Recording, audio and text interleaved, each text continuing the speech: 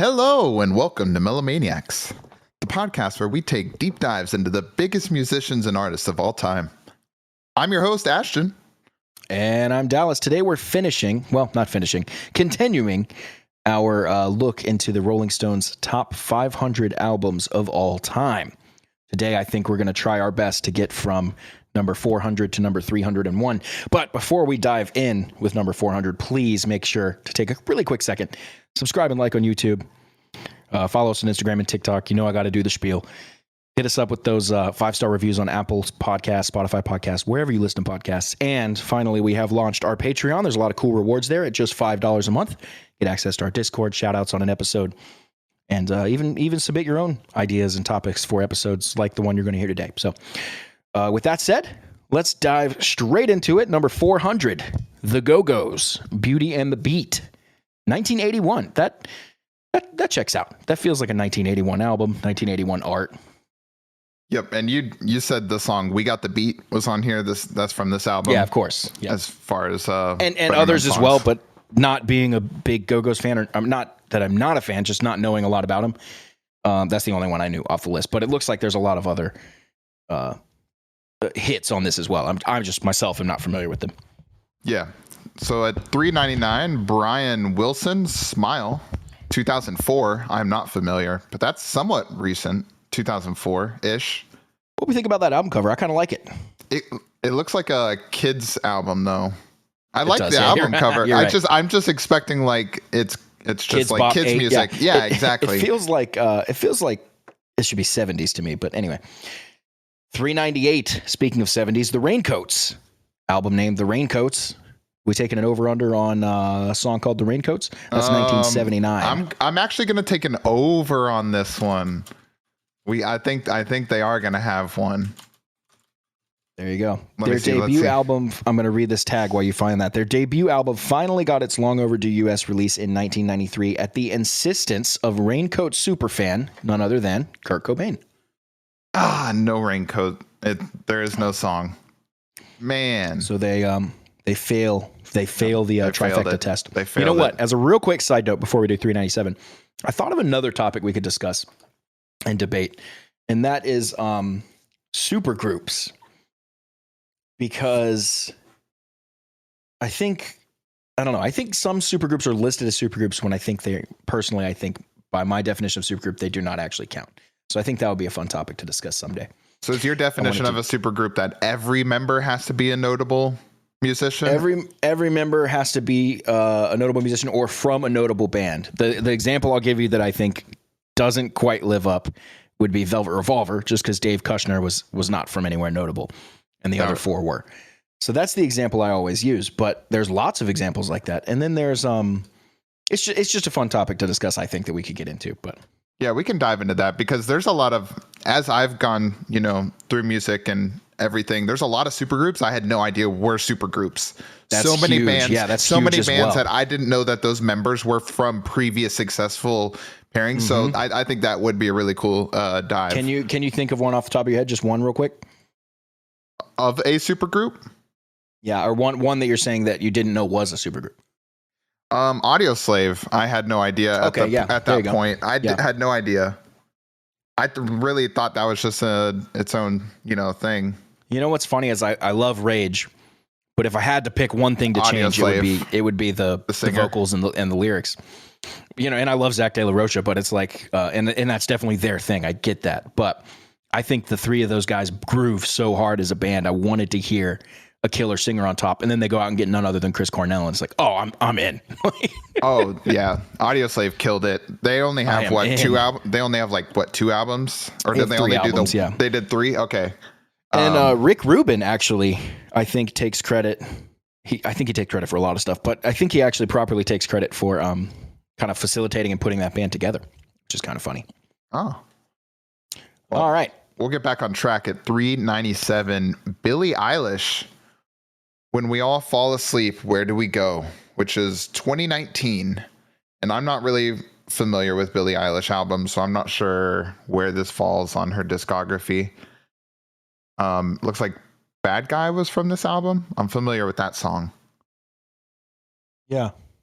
Seems that way. Yeah, Bury a Friend. Oh, that's right. Yeah, and that one as well. 396, Todd Rundgren, something/anything? Question mark. 1972, Todd Rundgren. I know that name, and I don't know why or where I know it from. I mean, I know it in the music sense. I think he's from or a part of another band's universe or something. Let me see. While you move on to the next one, I'll do a quick. Yeah, at 395, D'Angelo and the Vanguard, Black Messiah, 2014. Okay, it says he was in the bands Nas and Utopia, neither of which I know. So I'm not familiar with either. Maybe I just know him. He was in Ringo Starr's band, but I guess I just know his name as his name himself. Okay, cool. 394, Diana Ross, Diana, 1980. This is a classic. This song, by the way, has Coming Out. And Upside Down. Yeah. So this is her biggest and most acclaimed album to date. And it seems like Nile Rodgers was on this a bit as well. So he's on a lot of stuff. Anytime you hear some jangly, quick, kind of funky guitar, it's either Nile Rodgers or someone trying to be Nile Rodgers. Gotcha. Moving along. 393, Taylor Swift, 1989, 2014. We're familiar with this one. Yeah, of course. We did a whole Taylor Swift episode. If you guys want to go back and check out, I think episode 3, we dive into this one deep. This was a Max Martin. I don't know if he produced it, but he definitely wrote a lot on it. So Max Martin making another appearance on these lists like he always does. 392, Ike and Tina Turner, Proud Mary, the best of Ike and Tina Turner. That version of Proud Mary is amazing. Oh yeah, dude, it's the best by far. All right, I have a real funny story about that. So I was told to learn Proud Mary for a wedding I was playing, and I was subbing with a band. It was not my band. So I was like, all right, I'll learn it. I learned it exactly like CCR. And they count it in and start playing it. And they're doing the Tina Turner version. And you know that version starts like 80 BPM slower than the real they're completely different. Yeah. So I'm sitting here like playing along with the band like, am I insane? This is not right. Like, this is different. Yeah. And then they break into the triple time, and I'm like, I see what we're doing. This is cool. I had no idea about the Tina Turner version at the time.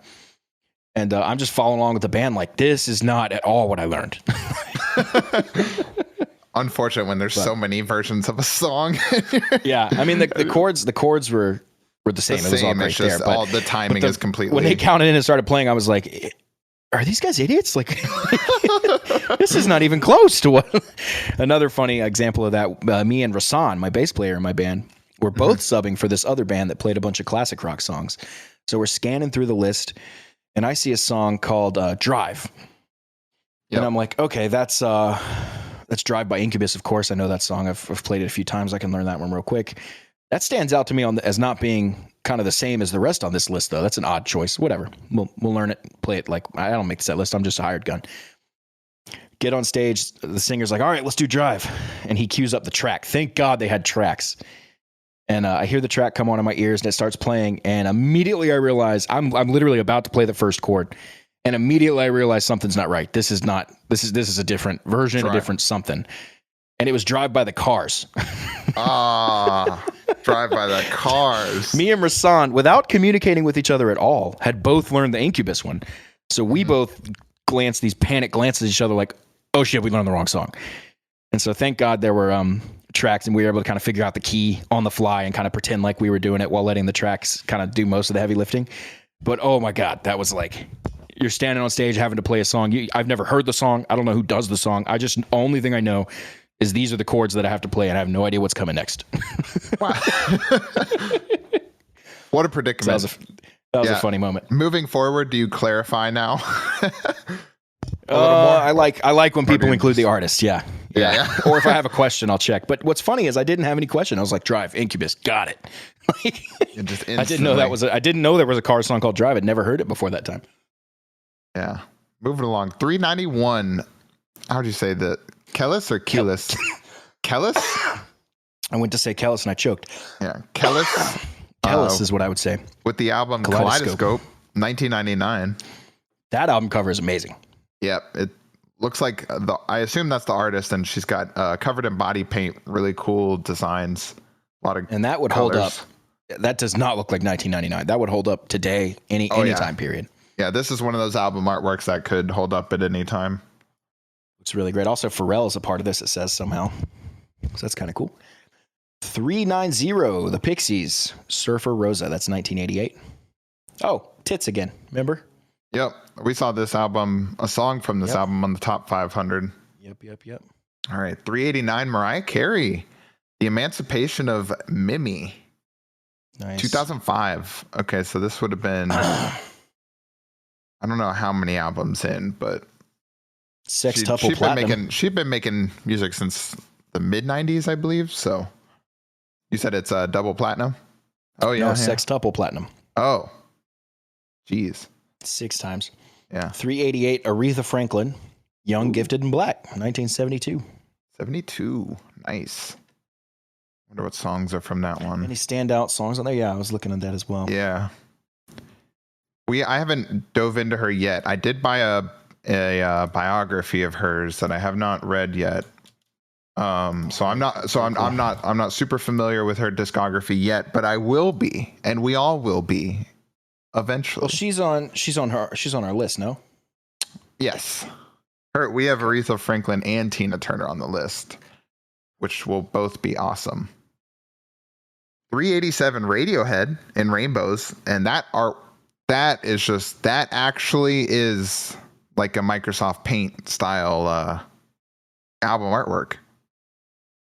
It just has a bunch of colored text pasted over what looks like an explosion in with you on that. space. I think 2007 too. Is that it? Or maybe that's like an asteroid or something. Something's blowing up in space in the back. Looks like space with some text. Yeah. Yeah. In proper Radiohead fashion. If I was just about to say that's so Radiohead. THOM, you're going to be, a little left to center, I think. 386, Jay Dilla, Donuts, 2006. Anything stand off you on this? There's a Frank Zappa bit apparently. That's kind of cool.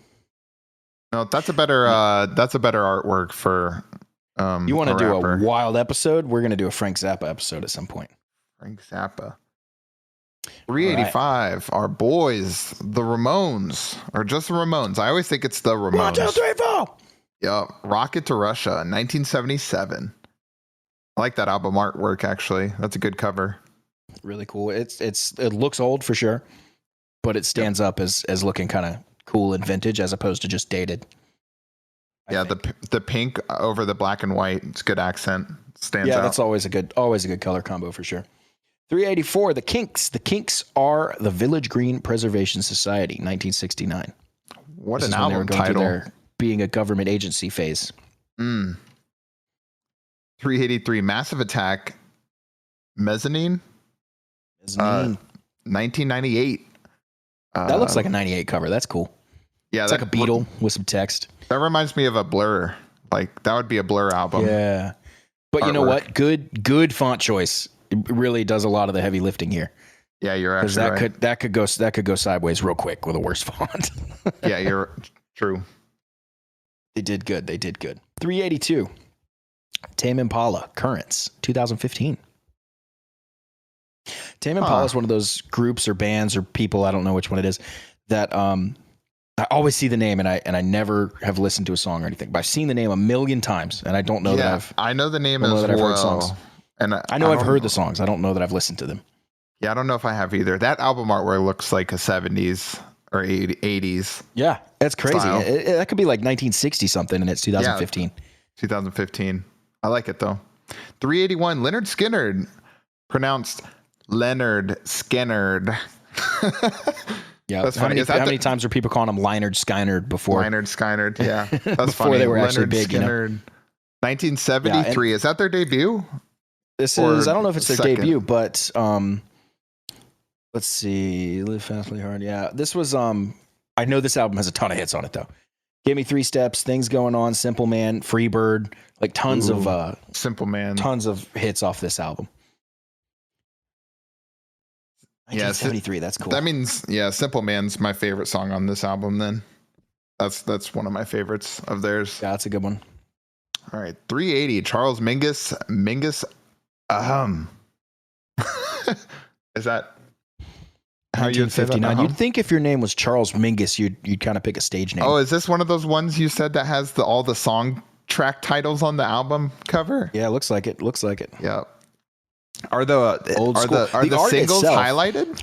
check this out. If you just imagine you're on an iPhone, you pinch and zoom on that album art just to get rid of the black boxes, you're only looking at the album art. That would be solid art. Yeah. No, that's But all the text and the black bars make it look very, very dated, which is fine. It is dated. There's nothing wrong with that. But that's crazy. Cool art. I realize we're talking a lot about art for people that can't necessarily see it. So follow along on the list if you'd like, or check out any of the ones that might pique your interest. Yeah, I'm hoping it's interesting enough for them to pull it up. Yeah. 379 Rush, Moving Pictures, 1981. Some good songs on this one. Tom Sawyer, Limelight, YYZ. Yeah, this was one of their bigger albums. I'd imagine one of, if not their biggest. I think this might be their biggest album. Now that I think about it. You might be right. There was one other. Is it, what's the other one they have that is, it's got a number or something as a name? Am I crazy? No, you're not crazy. I know what you're... 2112. 2112. Yeah, that's the other one that would give this one a run for its money. That's right. I'm out on my Rush history. It comes and goes. I'm in and I know some stuff and then I forget. I'm on to the next thing, Yeah. Apparently, I think I told you this. My dad found out that he's got some kind of blood relation to Neil Peart. That's cool. So I think he would love to access that, but access that somehow. But that's interesting because they're Canadians and my dad's from Minnesota. So close enough. Close enough. You're American Canadians. Exactly. 378. Run DMC. Run DMC. I don't think they have a Run DMC song. Isn't it funny that both versions of Run DMC are kind of different there? They don't have the periods in the name, but they do in the album. Yeah, true. They have it. They swapped it up for the album title. 1983. That brings us to 377. The Yeah Yeah Yeahs. Fever to Tell. That is 2003, and I thought they were much older than that. So that's kind of cool. 2003. That's it. I feel like the Yeah Yeah Yeahs I always hear, and I'm like, think it's an old band, and then always get reminded that they're not. Yeah, 70s punk or something's the vibe I get just from the name and the vibe. 376, Neutral Milk Hotel in the Aeroplane Over the Sea, 1998. Here's an album. This is an indie album artwork for sure. Oh, yeah, and name and everything. Yeah. Yeah, just through and through. 375, we have Green Day's Dookie, 1994. Is this debut? This is their debut, I believe. And unless they had an EP or something before, this is their I was like, I think this is debut. Major release, and it has Basket Case and Long View. Wow, I pulled up their Wikipedia. They have a lot. They have a very long Wikipedia. Oh, this is not debut. This is their third album, actually. Debut was in 1990. Oh my God, the album artwork for the... It's called 39/Smooth is their debut album. Okay. It is an interesting font. I've never seen that font before. Then they have an album Kerplunk.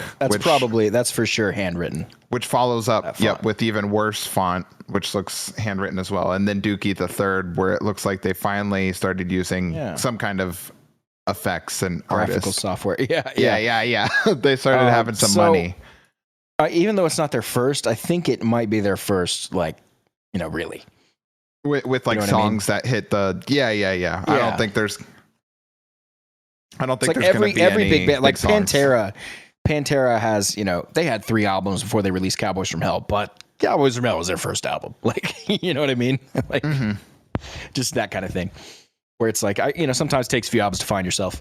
It's kind of how Pink Floyd is, with the first one being led by Syd Barrett, and then the second album and the third album of Pink Floyd just sound so different once Syd Barrett is out of the band.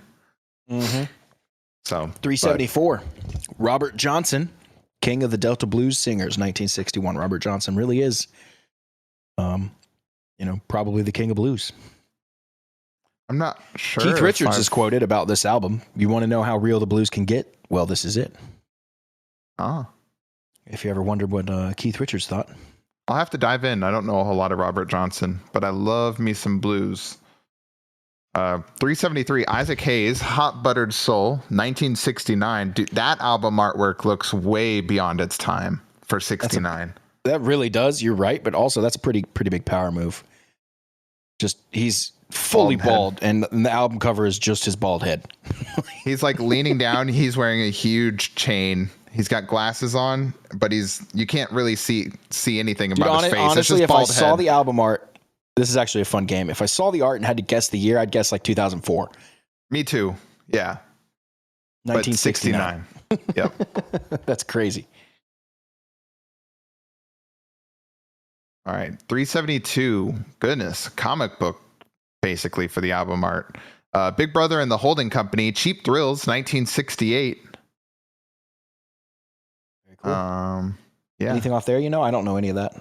I am not familiar with this group.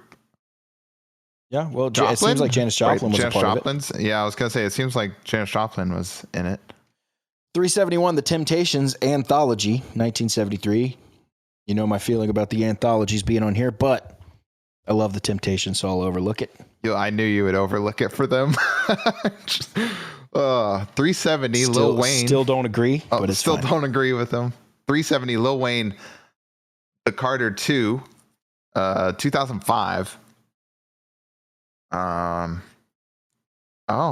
Apparently on this album, he anointed himself the best rapper alive. Every rapper on every album does that, I think. He might 369, have been right, Deep, though. The infamous 1995. Where did we recently just talk about Mobb Deep? Were they out of Atlanta? Is that how we know? I think so, yeah. I'm trying to remember. Yeah, something happened somewhere recently. Their name has come up, but 368, George Harrison. All Things Must Pass, 1970. I didn't know he had a solo album so early, but I guess most of the Beatles' work was done in the 60s as a group. Yep. This is the quiet Beatle who writes good music, I believe. Yeah. The one most don't know a whole lot about. Snuck a Hare about. Krishna chant into the song.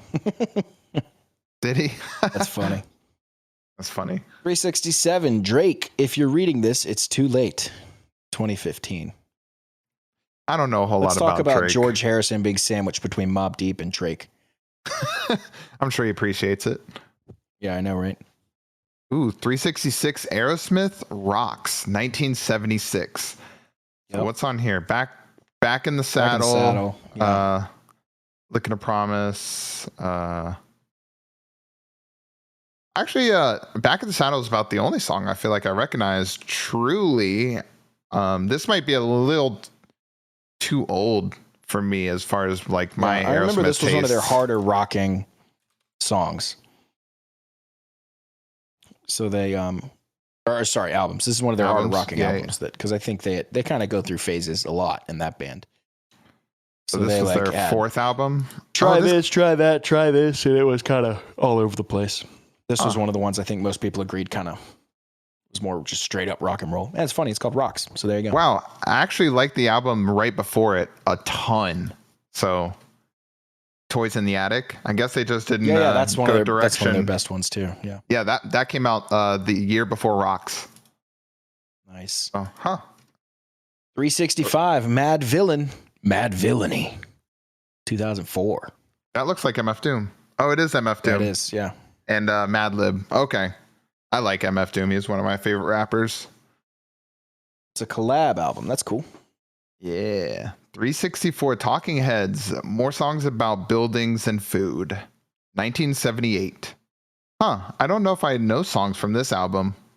I only know about two of their albums. Seems like we know what they're about, though. What is it? Breakfast Buildings in and food. America? Is that what it's called? Are you familiar with them at all? I only know the one song. The one song? Don't know about what you're after. Cool, baby. That one. Oh, I was thinking of a different band. Yeah, my bad. Burning down the house. That's what it's called. Yep, I was thinking of a different band there. Psycho Killer. That's another one I know. 63. Parliament, Mothership Connection, 1975. Super Groovelistic. Parliament. Oh, yeah. I'm trying to see. Sophistication. I can't say that word. Okay. Super Groovelistic Prosophistication. Nailed it. You nailed it. Give Up the Funk. Yeah, that's their biggest hit, I believe. Here, I have a question. Can a funk band ever write a song that's not specifically talking about funk in some way? Nope. It's like if you're a funk band, you have to be like reference funk in some way in the song or album or something. It's like, dude, we're looking at you. We know you're funk, bro. Yeah, I can see you. If I couldn't see you, I can hear you. You don't have to tell me what you're doing. You just have to do it. Jeez. It's same with rock. A lot of AC/DC songs sing about just playing rock. It's like, just play the rock. Sing about something else. 362. Yeah, I can't get over it that I can't think of any funk songs that don't just sing about funk. 362, Luther Vandross, Never Too Much, 1981. Nice. That's a classy album cover for a classy dude. Yeah. Oh. 361, My Chemical Romance, The Black Parade, 2006. I never really got into them. Yeah, me either. Every girl in middle school did. Yeah, I was going to say. How many times did you see that logo on a t-shirt? Oh my God. Yeah, I was going to say most of those guys people I grew up merch. with. Yeah, most of the people I grew up with were into these guys. I just never personally got into them. Yep. But that's okay. I'll save them for a later date. 360, Funkadelic, One Nation Under a Groove, 1978. Right. Any songs? One Nation Under a Groove. And then here's another one. Who says a funk band can't play rock? That's a double reference. The whole funk and nothing but the funk. All right, so now it's a running inside joke, Melomaniax joke, that there's no funk song that doesn't reference funk in some way, and we encourage you to find the one that breaks that mold, because I haven't found it yet. 359, Big Star, Radio City, 1974. It sounds familiar, but Big Star. Trying to remember. Maybe I don't know. Nothing for me. Yeah. 358, Olivia Rodrigo, Sour, 2021. Super recent. And I'm not familiar with it. That's because you're not a 13-year-old girl. Yeah. I teach a lot of 13-year-old girls, and trust me, they're familiar with it. So I am too. I had to teach probably every song off this album at this point. It's very like sad girl kind of whiny stuff, you know? Oh, gotcha. But that's really strikes a chord with young women. Oh, I guess it's me. 357, Tom Waits, Rain Dogs, 1985. Tom Waits is one of those guys with the legendary voice. I'm trying to think. So Tom Waits. He got the big raspy voice like this. Oh, gotcha. One of those.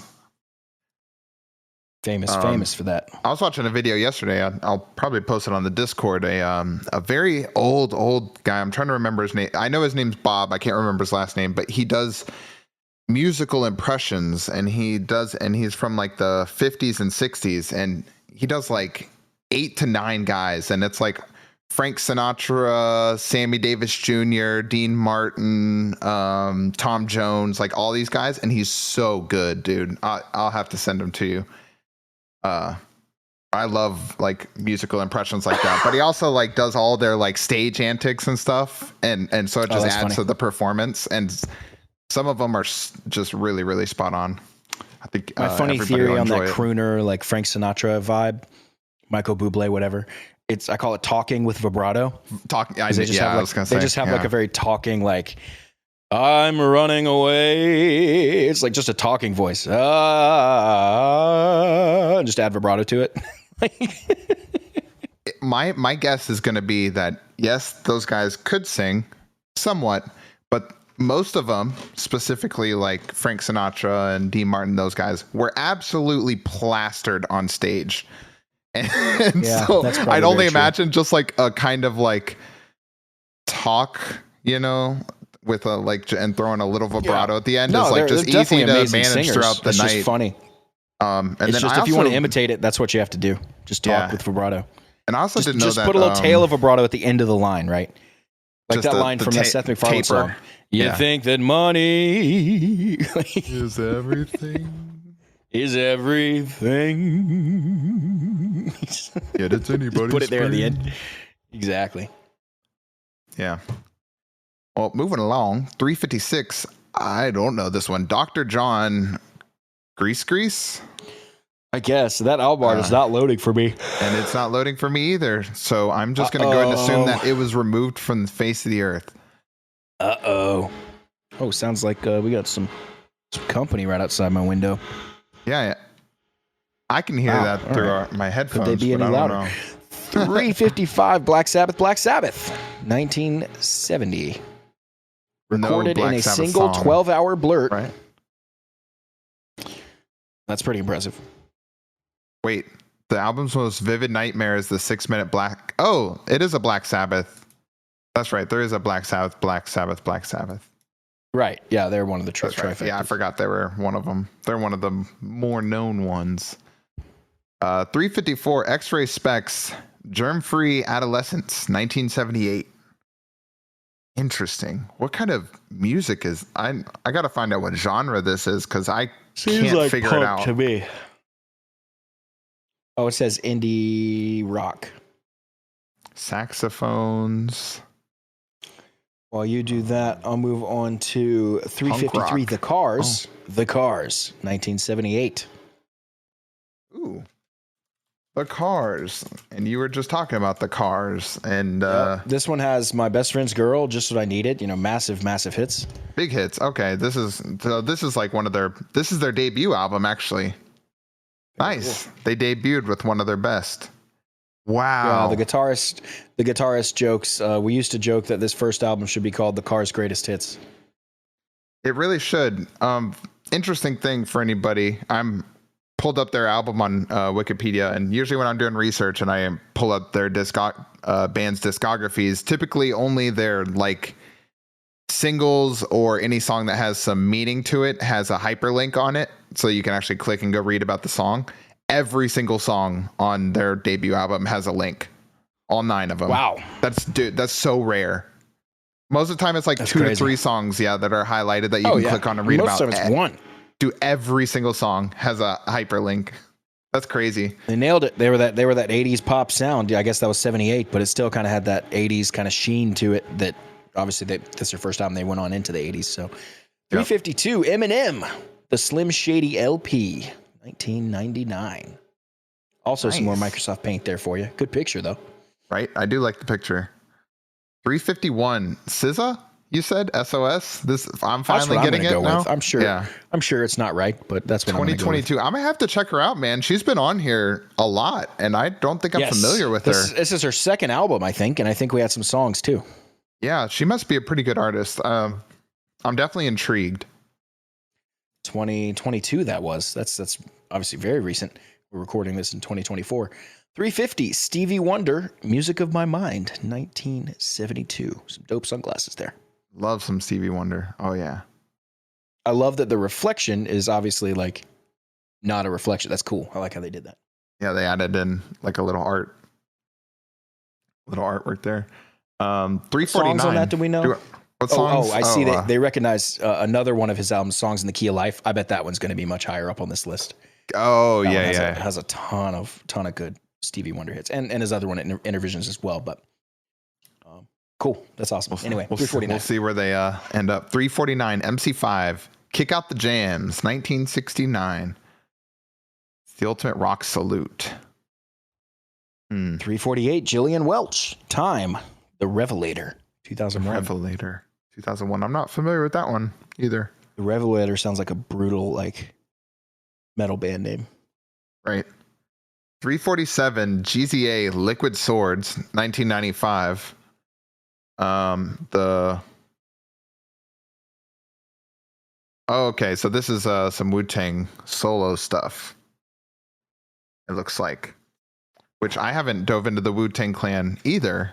So I've got some. Yeah, I haven't either. They're like a whole religion almost, it seems. Yeah, I've got some. Yeah, they're one of those big groups that has a big following. So that'll be exciting to jump into. Yeah, for sure. 346 Arctic Monkeys, AM 2013. I like that album cover. It's very simple. Yeah, that's nice and simple. Yeah, iconic. It's always. You can't really go wrong being like minimalistic. It's never gonna look bad. Like that would look good in 1971. That would look good now. Anytime. Moving along, a relevant topic. 345 Bruce Springsteen, The Wild, The Innocent, and The E Street Shuffle, 1973. Right. This is their second album. Right. Yep. By the time this episode drops, we will have done Bruce Springsteen, I believe, a couple weeks ago. Yep, I believe that is correct.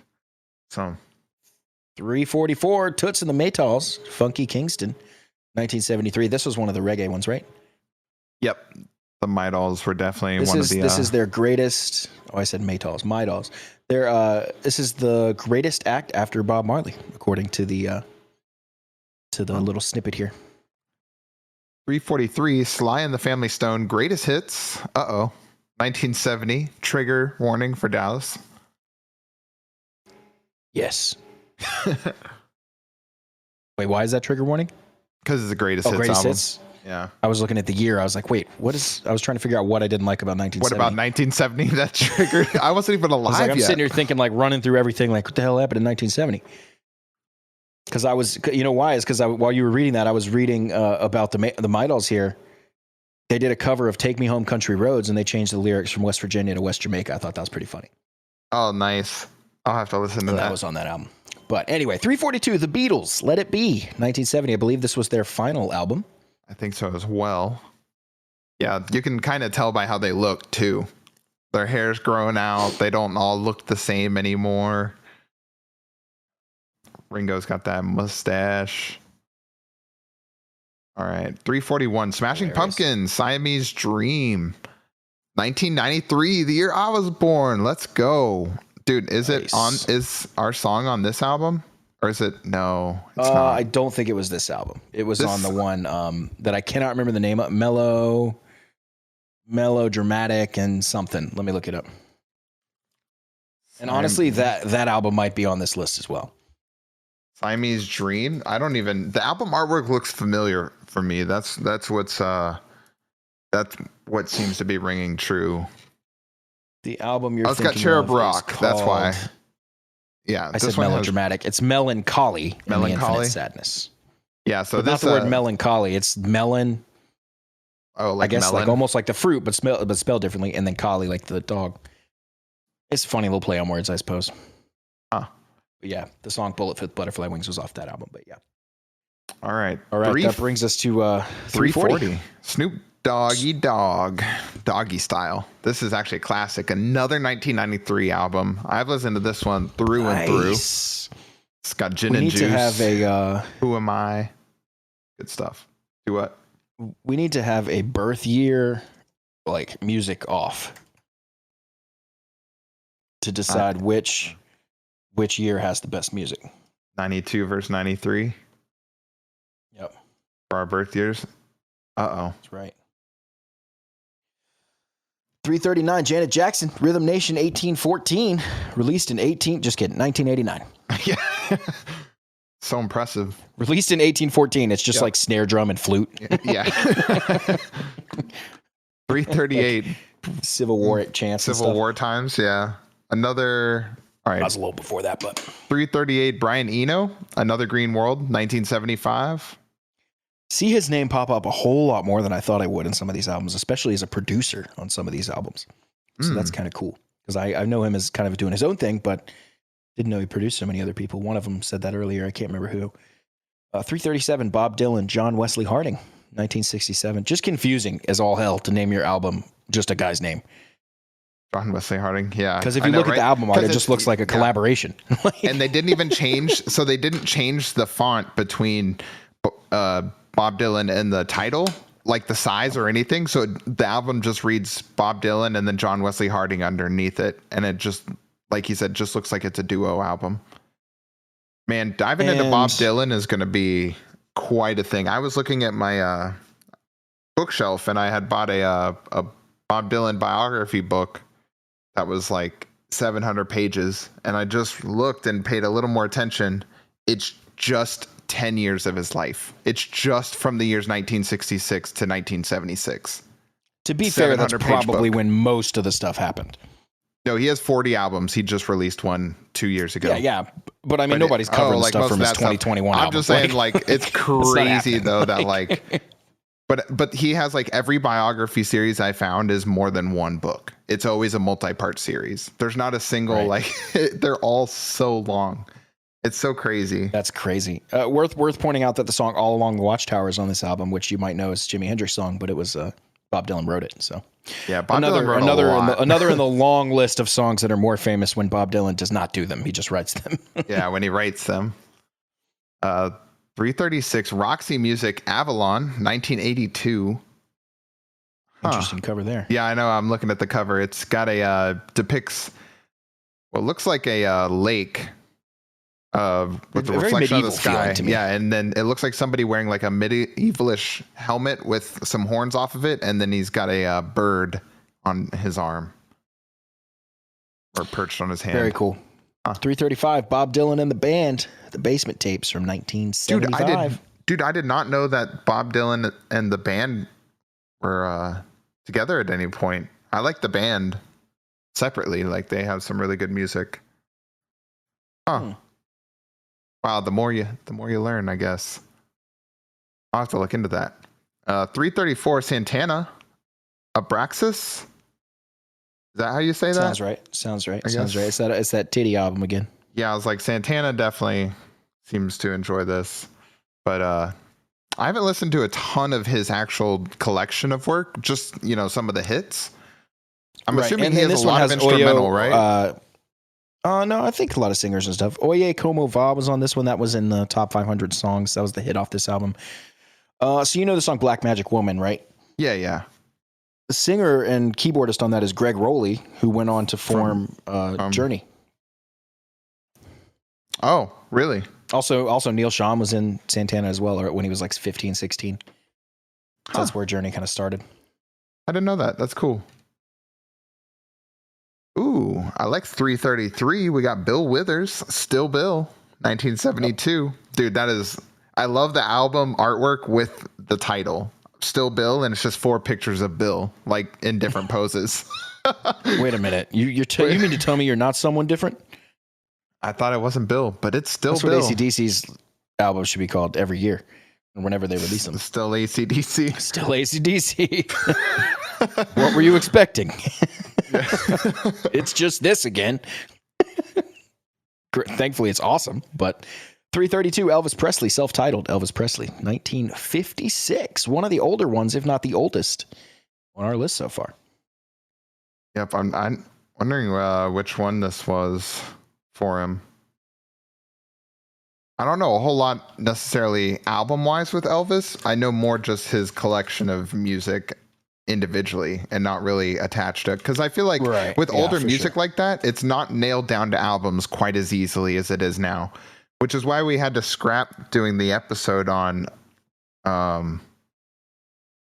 who was it, Ray Charles, because Ray has written so much music, and I was looking it up, and when you click on his discography, it literally has a little paragraph that says most of his music did not make it to the digital age. A lot of it is still just on random albums and records, and only a very small portion actually was able to make it to the digital. So like he has tons of music that's never been heard, unreleased, that you can't get a hold of. So it would have been really hard to do an episode breaking down the discography since it doesn't exist. Ray Charles is dead, right?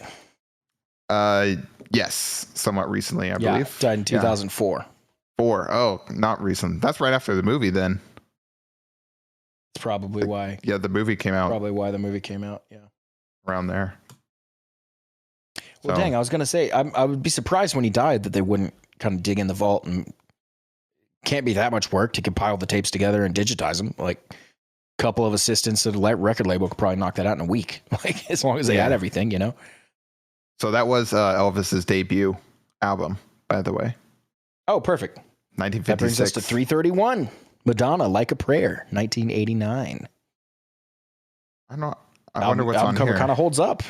Yeah, for sure. That's probably one of her more mild things. But I'm not super familiar. I don't know with a lot bunch. of Madonna songs, to be honest. I actually don't know any Madonna songs. I know the names of a lot of them. I don't think I've heard them.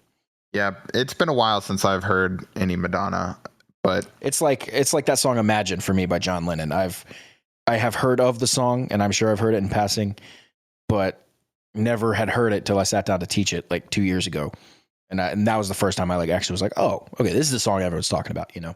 Yeah. 330, Burna Boy, African Giant, 2019, another very recent. Looks very old, the album art. Afrofusion. Oh. Okay, so it's an artist out of Nigeria, looks like. Nice. Okay, cool. Nice. 329, DJ Shadow, introducing END, 1996. 328, Vampire Weekend, Modern Vampires of the City, 2013. I assume this has... That's a sick album cover. They're big. That is a really sick album cover. It looks like London, maybe? Or is that New York? Flatiron Building right there. That's New York, no? That is New York? I mean, I see the Flatiron. It could be a compilation of different cities. You know, it might not just be a picture of the city. It's probably New York because it's so long looking. It's kind of hard to see though. It's obscured by a lot of fog. That's why we're struggling. And that's cool. That's where they put the text over it. That's nice. I like it. Yeah, really good. Black really and white too. 327, The Who, live at Leeds, 1970. Okay, this brings up another thing. Greatest hits album. And then live albums. This is the first live album I think we've seen on here. I think you're right. What do we think about the live album being in the greatest albums of all time? So I feel like a live album should have its own list. Yeah, I know. I was going to say, I know under your, based on how you feel about the greatest hits thing, it's just you're saying an album should just be, you know, the studio, you go into the studio of the original writing and anything else should be in the its collection own of work that the artist put together and intended to release. Yeah. I think they're not just greatest putting hits put together by Johnny Suit at the label. You know what I mean? Yeah. I don't know. I guess just some live performances are just so good that I don't know, but I agree that it should be a performance, not an album. It's not saying it's not good. It's not saying the greatest hits aren't good. It's just saying they don't belong on this list. Yeah. In my opinion. I feel it. Moving along, 326, we got Prince, Dirty Mind, 1980. I love the description. A mix of slinky funk, synth-driven rock, jittery pop, and sexual innuendo. Dirty Mind was Prince's first great album, they say. Interesting. Reading a little thing there. Nice. Cool. Yeah. 325, Jerry Lee Lewis, All Killer, No Filler, 1993. That does not look like a 93 album cover. Oh, it's an anthology. That's why. Clearly an anthology there, yeah. Yeah, that's why I was like, huh. Jerry Lee Lewis was in like the 50s and 60s. That's what I thought. That's why the 93, I was like, what on earth? Because it doesn't say anthology in the title, just on the actual album artwork. Cut in the late 50s. And then he married his 13-year-old cousin famously. Yeah, see, I just wasn't sure if it was like, I wasn't sure if it was like, sometimes music gets released like way, way later for some reason. So I just wasn't sure what it was. Ooh, I'm very familiar with this next album. 324, Coldplay, A Rush of Blood to the Head, 2002. This has Coldplay's first three albums are amazing. Yeah, they're just like a newer U2, basically. Yeah, this one's got the Scientist clocks on it. This Clocks, by the way, I had read a story where Clocks they delayed the album's release because they had the idea for Clocks like late, and they were like, we got to put this on the album, and they just like stayed writing, and finally finished it and got it on there and pushed the release, and it was obviously successful. Well, yeah, thank goodness they did, because Was that Clocks ended on up being this one of album their bigger though? ones. Yes. Yep. Are we sure? I don't remember, and I'm not as well versed on Coldplay. Yeah, it looks like Clocks is track 5 on this one. Yep, it should be on this one. A Rush of Blood to the Head, the song is good too. I believe there's a song. Yeah, Clocks is track 5. The Scientist is... Well, I was confused because it said something about Yellow. Oh, it's referring to their Yellows from their debut. Yeah, I was going to say Yellow's not on this one. That's weird, but I guess they were just referencing it. Okay. Brought back the comforting melodies of Yellow. Gotcha, I see. Yeah, it's just a similar written song. Okay. 323, The Clash. Sandinista? 1980? Sandinista, I believe. 1980. So this has got to be one of their later albums then, right? I guess so. I think they're more of a 70s band, but I could be wrong. They could be more through the 80s. Okay, no. So 77 is their first album. So this is their 4th album. Came out right after London Calling. So, which we'll probably see higher on the list. But 322, Elvis Presley from Elvis in Memphis, 1969. I know. That's crazy. I don't know Elvis's career too well, but I didn't expect him to have releases that late. Yeah, all the way through 77. Because I mean, Hendrix died in 1970, so like they were like overlapped a lot more than I figured they would. I've got it pulled up right here. Elvis Presley's first album, 1956. His last album, 77. And then he has 1, 2, 3, 4, 5, 6, 7, 8, 9, 10, 11, 12, 13, over 20 albums. And then he also has another 10 plus albums for soundtracks from movies that he wrote. Tons of music. Tons and tons of music. Way more than I thought.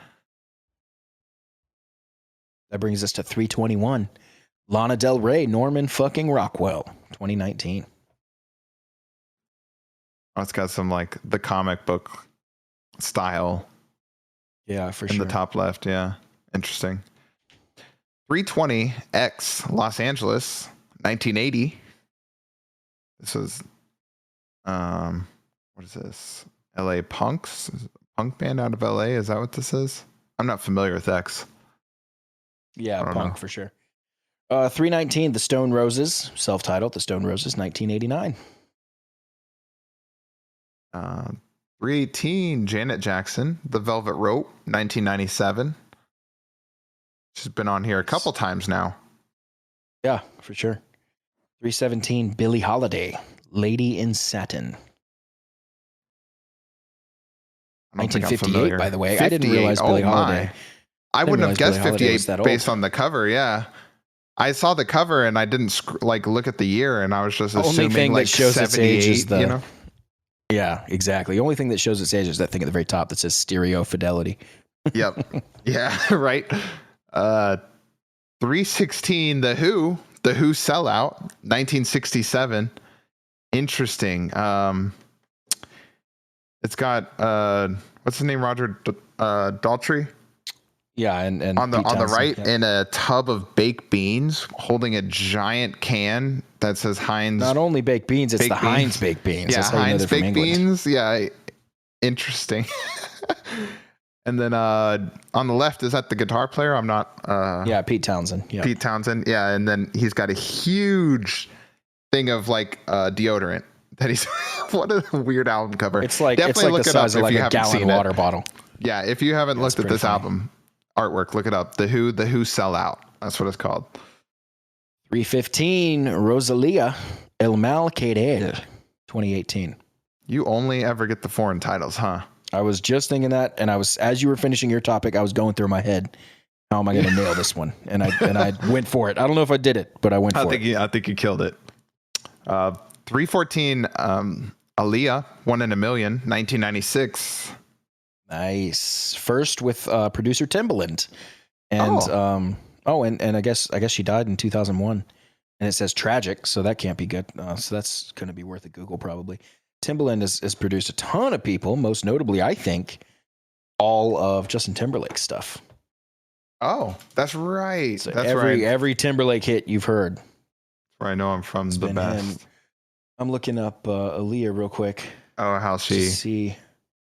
See what happened. I'll read 313 real quick.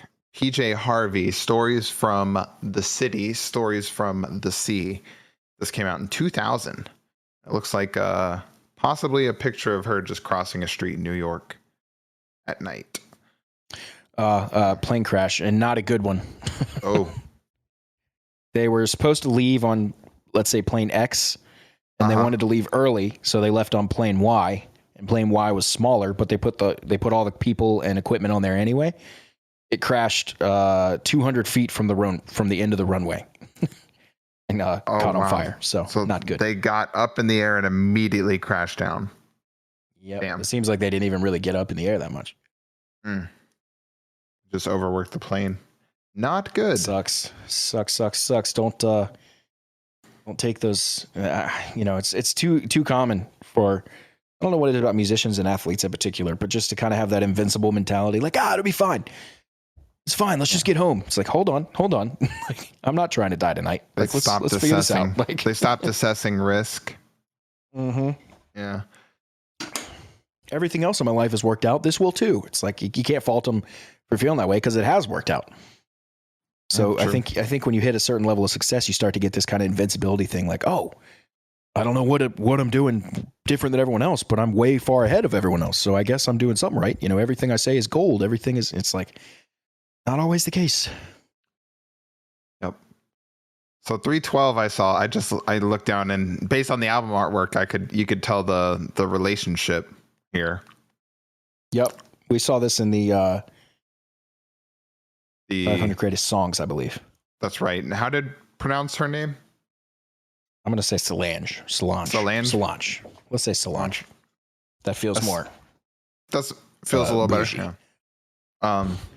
Anyways, a seat at the table, 2016. It's Beyonce's sister, we believe. So yeah, you can tell they look look so alike in the face. I don't know what they have against the last name Knowles, but both of them just go by their first name. So yeah, they both. I don't know. Maybe it's taken. Neil Young, On the Beach, 1974. That's a cool cover. Yeah, it's kind of cool.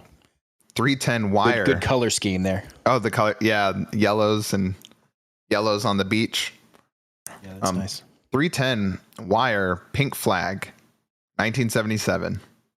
Nice. And okay, as promised, the album artwork is just a pink flag. Pink flag. There you go. 309 Joy Division, Closer, 1980. Not familiar. One of the most depressing albums ever made. Oh.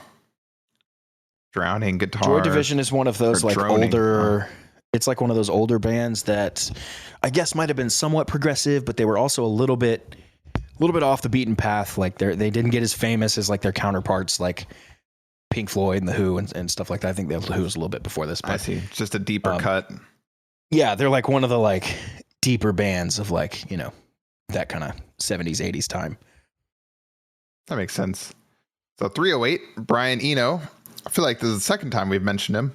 Here Come the Warm Jets. He's come up a lot, yeah. 1974. Yeah, you're right, a couple times. That's his second album himself, but he's been producer on some of the other ones as well. But he's been producing. 307. Okay. Sam Cooke, Portrait of a Legend, 2003. Obviously, that's a anthology. Sam Cooke is a much older singer. Yep, looks like the years quoted on the album are 1951 and 1964. Sam Cooke, amazing singer, and one of the biggest influences on Steve Perry from Journey. And it looks like this became a posthumous hit after he was shot to death at an LA motel in 1964. So another career the song, the song, one of the songs from this, not this. This was 2003. Gotcha. Yeah. All right. 306 Al Green, I'm Still in Love with You, 1972. Nice. So here you go. He's got an Al Green and Sam Cooke. I feel like Al Green and Sam Cooke are kind of in the similar boats. A lot of love songs, a lot of pretty, amazing vocalists, like that kind of thing. Gotcha. 305, Kiss Alive, 1975. I think perhaps the single most famous and perhaps the most successful live album of all time. Really? This one comes up time and time again when you mention amazing live albums. Now that I'm reading I don't even think I've heard all of this, but the version of, I hope I'm not wrong on this, Rock and Roll All Night, the version you hear all the time is from this album, not the studio album. Yeah. Same with wait. Oh no, I misread something on there, but yeah, I'm sure. I was gonna say I think a couple of Kiss songs I have heard are always live versions, so it makes sense. Yeah. Worth noting, by the way, it says this double live album recorded largely in Detroit with some bonus material from Iowa, New Jersey, and Ohio, plus a whole bunch of studio overdubs. Pretty much any live album you ever hear is not fully live. And in fact, sometimes it's almost not live at all. They basically just capture the vibe and then go back and play everything, without any mistakes. So when you hear it, you're like, oh my God, these guys are amazing. I gotcha. Maybe, but they definitely spend a little time making it extra amazing for sure. That's true of all live albums. Yeah. 304, Bill Withers showing up again, just as I am, 1971. Man, legend. 303. We're in the top 3 here for today's episode. ABBA, The Definitive Collection. Uh-oh. Swedish pop stars, world's biggest group in the 1970s. You want to take a stab at these names, Ashton? Oh. Yeah, clear that throat. Agnetha? Yep. Volskog? Sounds good. Anni-Frid Lyngstad? Yep. Bjorn Olivias? Benny Andersson? Benny Anderson, nice. With the double S, I love that. So this one has Dancing Queen. I'm having to shout over the stuff here. Knowing Me, Knowing You, and Thank You for the Music. Dancing Queen, crazy. Yep. Oh, yeah. Again, though, come on. This I just now looked up 2001, and this is called the Definitive Collection. I was too busy just being distracted by these names. Yep, it's of greatest course hits. It has Dancing Queen. Like, it's the greatest hits. Like, what are you talking about? Yep. Like, yeah. Anyway. 302, Neil Young, Tonight's the Night. Another person who's shown up on here so much. 75. Gosh, yeah, I was gonna say I feel like 1975 is definitely those peak Neil Young years, which I don't know a whole bunch of Neil Young. I think we've talked about that previously, but he's one I still have to dive into. Yeah, for sure. 301, New York Dolls, self-titled, 1973. I'm slowly starting to kind of put together why the greatest hits bugs me, and I think it's because, like, I think I used the sports analogy last time, but it's like,